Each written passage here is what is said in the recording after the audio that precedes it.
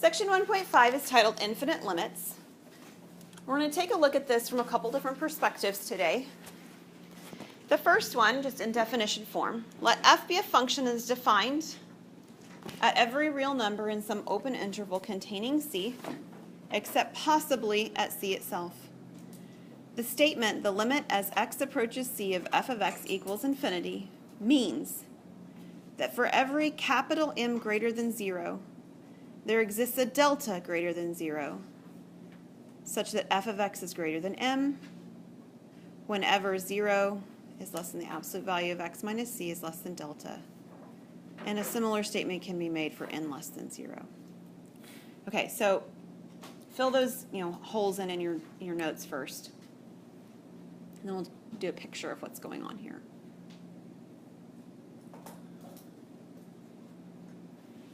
Now, part of this should feel a little bit like that precise definition that we just talked about that you do need to memorize, right? I'm not asking you to memorize this one, but there's pieces of this that should sort of resonate with you as, I feel like I've seen that before, and you have. So what this is saying is that every time you pick a y value as the cap, your function will eventually go higher. That's all it says, right? That's the m here. This is the y value that you think you're not going to get above. No matter what y value you pick, you're going to be able to get above it. That's all it says. So in a picture form, I can't remember if I did that. Okay, I meant to draw it in here. So visually, you've got something like this going on. It's not very symmetric. They don't always actually be symmetric, but you have something like this going on. So every time you think you have found, or you want to say you have found, the cap, here, this is m. I want to say that this is m. And right here is c, by the way, coming right on down here. This is the c value they're talking about. So this function's defined everywhere except possibly at c. Okay? My graph has a function value except at c. Then this place where I've drawn this pink dotted line across the top, if I get close enough to the x value of c, I will jump high enough that I'm over the line m. Make sense? That's exactly what this definition says. If I get close enough to the x value of c, I will exceed the y value that I said I was not going to exceed. All right, so take a look. Be sure that you see that the equal sign in the limit as x approaches c of f of x equals infinity, does not mean that the limit exists. On the contrary, it tells you how the limit fails to exist by denoting the unbounded behavior as f of x approaches c. So up to this point, every time we've written limit equals something, it's equal to number, right? The limit equals 7. The limit equals 5. It's a number. That's actually what limits are. They're a value, a numerical value. And an infinity is not a numerical value. It is an idea. Okay, it is a concept. It is a behavior of what the function's doing. So when we write the limit equals infinity, it doesn't mean the limit exists. It's actually showing you exactly why it fails. Okay, we've seen limits fail before on where they sort of don't meet, like there's a jump in the graph. That's a very different kind of failure than this, isn't it? This kind of failure represents a very different looking graph. And it's a lot more helpful to know that the failure is because it's going up forever. It's going down forever. We've got an asymptote there, in essence, right? So that's what this is talking about, is knowing that the limit equals, quote unquote, infinity, gives us the information for how it's actually failing. Okay? So we're going to do an example. It says to determine whether f of x approaches infinity or negative infinity as x approaches 4 from the left and from the right. And it doesn't tell you how you have to do this problem. So you have a couple of options. Let me tell you what option you don't have. You don't have the option of plugging in the number 4. Why? It'll be 0. Because you get a 0 on the bottom, and that gives you highly unhelpful information, right? It doesn't tell you anything. So plugging in the number was one of our ways to assess what a limit value is. What were the other two? Draw a graph. Draw a graph. Or plug points. Or a table, yeah, the table by using points, exactly. So we've already said plugging in the actual value of 4 is not going to work on this one. So we're either needing a graph or a table. Okay, and unless it tells me which one I have to do, I get to pick. So which one would you guys like to do, a graph or a table on this one? Okay, so we can either use graph or we can use table, and you guys want to use a table. And if some of you just sort of felt like you got ramrodded into using a table and you didn't want to and you want to use a graph, that's okay, you could do that, okay? So if we are going to use a table, we have to do this from the left and from the right, because that was in our directions, right? So we're going to need 2 tables. If it had just said from the left, then we would only use 1 table. Yeah? Okay. So we are going to go from the left and from the right. So these are my x values and these are my f of x values. All right, we're doing from the left first. So I need values from the left of 4. 3.9, 3.99, 3.99. Fabulous. What would I do from the right of 4? I usually start with 4.1. You can start a little closer if you'd like. So mine actually usually start with 4.1, 4.01, and they end with the 001 like that. There's nothing special about those. Those are just the ones that I have grown up using, I guess. I don't know. So, all right, so go ahead and plug those into your calculator, and I will as well. And we're trying to get the f of x values for those. Make sure that when you do this in your calculator, the entire denominator is in parentheses, or if you've got that math type text thing, the entire value is down in the denominator, so you don't end up with anything weird going on. And then in your table, you're going to put in these values.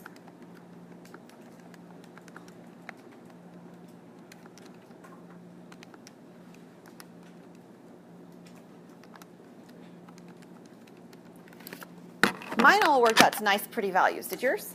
Yeah. Good. Okay, so what I have and what I'm showing is that I have 10, 100, 1,000 on the left. And then on the right, I've got negative 10, negative 100, and negative 1,000. Is that what you guys got? Excellent. Okay, so as you're going down the first table, what value does this look like you're getting close to? Infinity. And as you're going down the second table, what about this one? Negative infinity. So you've done all the math. Now you need to express the answer properly. So how do you do that? Well, the first one was the limit of your function value. So we'll call it just f of x. You could write the equation in if you want. And this one was as x approached 4 how? From the left, which is a little negative there. And we found that that's infinity. So this is the first one. The second one was the limit as f of x approached x, of f of x as x approached 4 from the right, which is the positive side. And then that one was negative infinity. So that's our answer to the question that was posed. The tables are our work that supports our answer. And if you chose to do a graph instead of choosing to do tables, that's okay. Your graph would be what would be supporting your answer that you chose. Okay, so I already used this word, and I've used it before in class as well, asymptote. What is happening on these graphs is that we have asymptotes, in particular vertical asymptotes. So if f of x approaches infinity, or negative infinity, as x approaches c from the right or from the left, then the line x equals c is a vertical asymptote of the graph. So if you didn't do so already from the graph that you just had before, the equation you just had before, go ahead and graph it. Just do a zoom 6 in your calculator. And your calculator will look really kind of funny, at least some of them will. Mine is a little bit of an older version of a TI, since this is a TI 83. And mine looks something, I'll show you just what it actually looks like, and then I'll explain what it's actually doing. Oops, that's not what I meant. Grab that.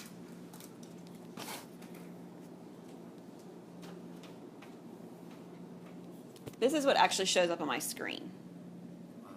Okay? This is not what it really looks like. Okay? okay? Calculators try to numerically approximate as best they can, okay?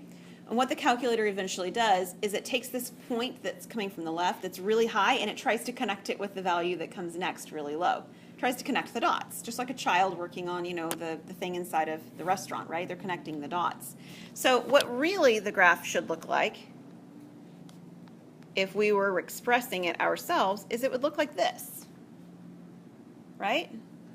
So please use some discernment when you're drawing your graphs to actually express what you really know is happening, not just what the calculator is trying to tell you is happening. And I know the calculators have gotten better over time, so yours might actually look more like mine without the dotted line. It doesn't draw the dotted line in there, but the rest of it might look a little bit more accurate than my version of the calculator did. But this is what's going on. So we have a vertical asymptote here. Now, what we're going to do next is we're going to talk about how we can discern where the vertical asymptotes actually are from the equations. And this is actually a college algebra concept, so you've probably seen some of this before. It might have been a while. If let f of g be continuous on open intervals containing c. If f of c does not equal 0 and g of c does. Okay, so this is the equation down here. Basically, they're saying that the numerator is not 0, the denominator is. Okay, numerator is not 0, denominator is. Then, and there exists an open interval containing c where the denominator is not 0. For all x not equal to c in the interval, then the graph of the function h of x equals f of x over g of x has a vertical asymptote at x equals c. In particular, what that means is that the denominator equals 0 when the numerator doesn't, and where in the world is that happening? And if we can identify where that's happening, we can identify the vertical asymptote. And what that usually means is setting things equal to 0 and solving them. But you have to be careful, because there was this condition, right? It says that the numerator is not 0. So you have to be aware of what your numerator is to make sure that that's not happening. So in particular, if you're dealing with one of these functions, it means you're going to have to actually factor the numerator and the denominator. Okay? So factoring the numerator on this one is a special kind of factoring, x squared minus 9. What kind of a polynomial is that? You're going to have a difference of squares when you factor it. Not perfect, it's difference. If it had a middle term, an addition, if there was a middle term done a little bit differently, you'd have a perfect square trinomial. This one's a difference of squares. So we can have x at the beginning of both of them. I need two numbers that multiply to 9 that are identical.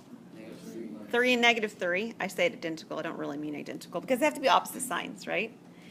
The reason that this is a difference of squares is because the x minus 3 and x plus 3 are the same thing, but they're opposite signs. And when we multiply them together, we get the difference, that's the subtraction in here, of two things that are squared. Now, the denominator does not factor that way because it's a trinomial. Trinomial means there's 3 terms. The term at the beginning, x squared, tells me I'm going to have an x and an x here. The term at the end tells me that I'm going to have a 3 and a 1 because those are the only two numbers that multiply to 3. Now, the catch is I don't necessarily know which one's positive and which one's negative at that, but I know I have to have one of each because otherwise I won't get a negative here. So one has to be positive, one has to be negative. And then this sign right here and this value tell me which one's which. I need a negative 2 when I add the inside and the outside terms together.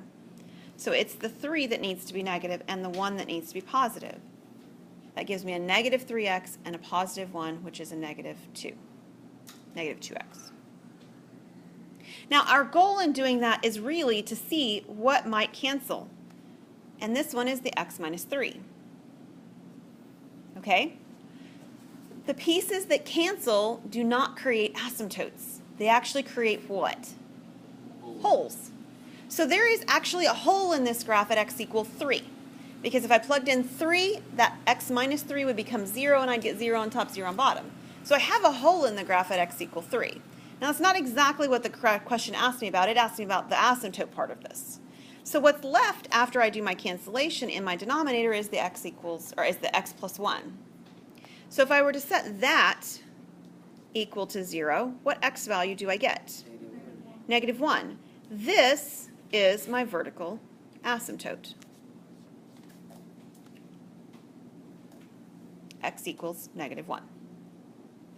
And the reason it works is because even if you look at the original graph, original equation right here, if I were to plug in -1 to the denominator, I get 0. And if I plug in -1 to the numerator, I don't. Right? And that's exactly what this information in this theorem said would happen if I have a vertical asymptote. Numerator is not 0, denominator is. Any questions on that one? Okay. On this one, it says, determine whether the graph of the function has a vertical asymptote or a removable discontinuity at x equal -1. Okay, so removable discontinuity is a fancy word for what do you think? Hole, you're right. So anytime you hear the phrase removable discontinuity, it means hole. And the reason it means that is removable means I have the ability that if I were to sort of fill it in, the graph would be continuous. And I can do that with a hole. I can't fill in an asymptote, right? It doesn't work. Even if you tried to do like what my calculator did and connect them, that would actually create something that does not pass the vertical line test. And it wouldn't be a function anymore. So that's not possible. So an asymptote is not a removable discontinuity, but a hole is. Okay? So how do we determine whether this is a removable discontinuity or a hole? There's a number different than 0 on top, and there's a 0 on bottom. Right. That's one way to do it. And if you're not comfortable with that, another way to do it would be to factor and see if that works. So I like the way that you just suggested doing that, Dawson, so we're going to give it a go. If I plug in, I didn't mean to put an equals there, sorry about that. If I plug in the number -1 on top and on bottom, what happens? I get 0 in the bottom. What do I get on top? I actually get a 2, right? So this one's 0, the denominator. The numerator is not 0. So what kind of a graph am I going, or what kind of a discontinuity am I going to have in that x equal -1? That's a vertical asymptote. So this is a vertical asymptote at x equal -1. It is not a removable discontinuity. And the reasoning is because the denominator equals 0 and the numerator does not.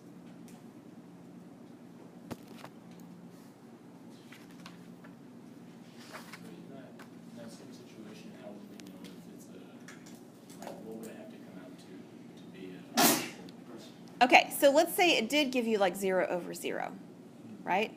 Okay, at that point what you have to do is you would actually have to factor it and see if it actually cancels at that spot. So you end up with like one extra step. Like if you had this same function that we had on number 2 over here, and they asked the same question about x equal 3, and you plugged in 3 on top and bottom and you got 0 over 0, then you would know that you probably have a hole. But in order to verify that you really do, you would need to factor it and show the cancellation. And the cancellation would verify then that you do in fact have a removable discontinuity that is a hole at x equal 3. Excellent question. Canceling is where you see that's a hole. Yes, the cancellation is where you actually have the holes going on. Exactly. Well, if you get 0 over 0, it's basically telling you you have holes, though, right? It is, but it doesn't always work that way. Because sometimes the cancellation still won't work out. If you start removing the pieces that are canceling, eventually you'll still end up with a 0 in the denominator. Like imagine that you had something where you ended up with other stuff besides this, but you had an x over an x squared. And you tried to plug in 0. Well, this is 0 over 0, right? Yeah. But if you factor this and cancel this, and you simplify this, you're going to get 1 over x still. And if you have 1 over x, and you try to plug in 0, what do you find out? 1 over 0. You have an asymptote there, right? So it isn't until you actually try to do the cancellation and simplification that you really can verify that there's a hole. It just tells you that there might be when you try to plug in and you get the 0 over 0. All right, some properties of infinite limits. These are going to feel just like the properties that you had for limits with numbers before, at least much like. A little bit of a difference, so let's take a look. Let C and L be real numbers, F and G be functions, where the limit as x approaches C of f of x equals infinity, and the limit as x approaches C of g of x equals L. Okay, so one of the limits is infinity, the other limit is a constant. If you take the sum or the difference and you add f of x plus g of x, in essence you're trying to add infinity and L. What's going to happen? It's still infinity. Has anybody ever said to you something like, this is something you would do with a child. My child would say something like, I love you to infinity, and they say, I love you infinity plus 7. Since it's still infinity, right? It's kind of silly, right? Infinity plus 7 is infinity, okay? The product one's a little bit more interesting. So when you multiply, what happens when you multiply infinity times a number? Still infinity. It's still infinity. You're like, this is like infinity times 2. Okay, infinity times 2 is still infinity, right? And the same thing works if it were negative, all right? So if your limit here, your limit for the number itself were positive, it'd be positive infinity. If the number itself were negative and you were multiplying by it, it'd be negative infinity.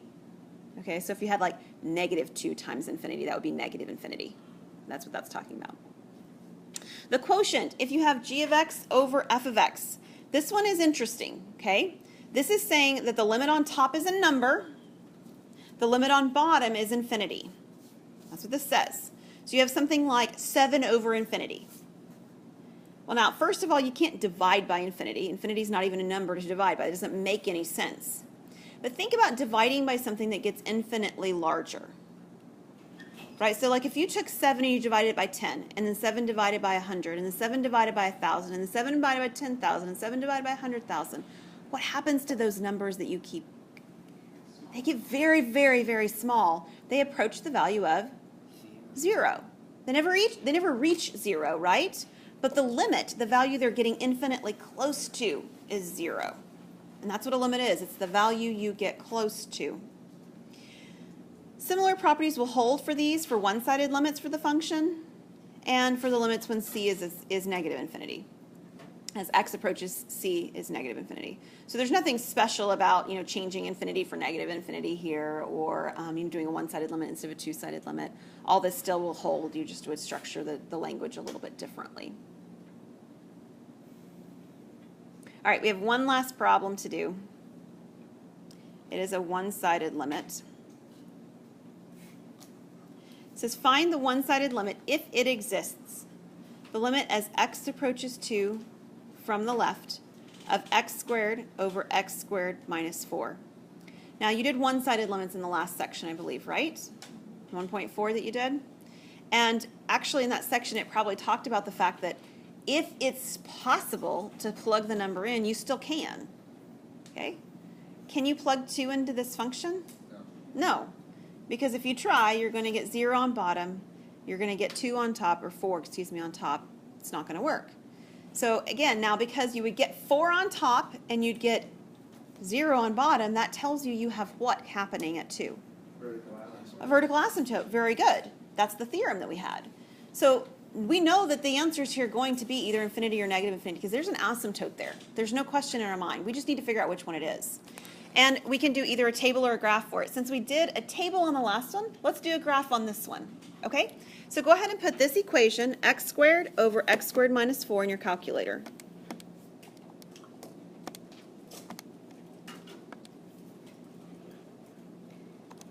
Just a standard viewing window is fine. And I will draw a better version than my calculator does. That's what I'll do. If we have a problem on like a quiz or a test like this, Yep. do you expect us to draw a graph if we use the graph? Yes, if you used the graph to justify your answer, I would expect to see a version of what you used, exactly. So my calculator is not going to put this in, but over here and over here I have asymptotes. I can tell that by my picture. And the graph is doing something like this otherwise. Is your graph doing something like that if you interpret what you're seeing correctly? Okay, now which piece of this is the part we care about with this limit that we're finding? On the right side. Yeah, the right side, this piece here, yes? Yes. That's where I'm looking. And am I looking on the left-hand side of that dotted gray line or on the right-hand side of the dotted gray line? Left.